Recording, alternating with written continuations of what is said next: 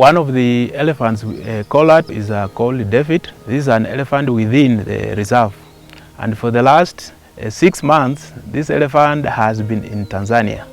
But last week, when we were monitoring, we were able to track it back into Kenya. Our elephant David, it uses the ecosystem well, both in Kenya and Tanzania. Now, if elephant David was a human being, will he be a Kenyan citizen or Tanzanian citizen? I could say it's a dual, and the dual works well because of our East African brotherhood.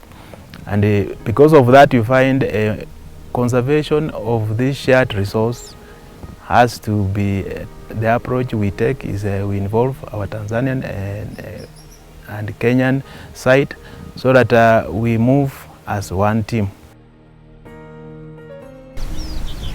David is a very unique bull. It traverses between two countries, that is Kenya and Tanzania. The mobile software that we are using, it's called Earth Ranger.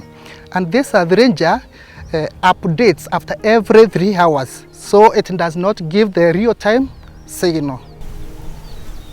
Once we get the general area of our candidates, these coordinates, we put them into our GPS receiver, and then using the GPS page, compass page, we are now ready to track our animal. For example, you can see here, this is where David is. That's why we now want to go to visit David, because he is the one who is nearest to where we are at the moment. We need to use the shortest route possible so that we can locate him.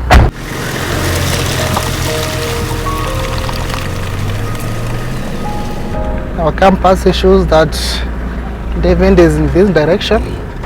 Turn right, move a bit further. One is deep in the valley. Can you see it?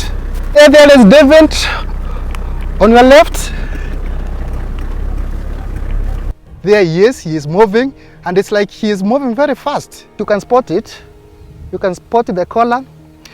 You see, sometimes it's very hard to locate the collar and elephants because of where they are. For example, when they are in the bushes or in a valley or in the riverine forest, like you can see, it's a bit hard to locate them.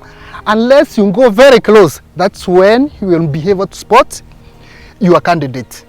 When we got to the location, it was in quite a big herd of about 60 elephants. It has been a bit difficult to locate David because, as you can see, the collar, it's covered with mud, and the GPS receiver gets signal after every 3 hours.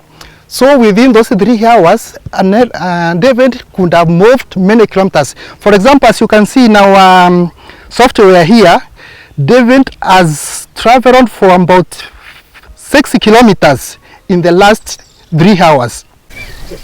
With the onset of rain, we can see it's coming back. And we could probably say it's back because of now availability of browse material.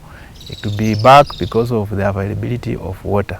We talk about connectivity, we talk about corridors, and we talk about dispersal areas. So you'd want to be sure that this corridor is functional. For it to be functional, the only one good way of knowing that is that this particular elephant moved from habitat A to habitat C through a space B, which is probably the corridor.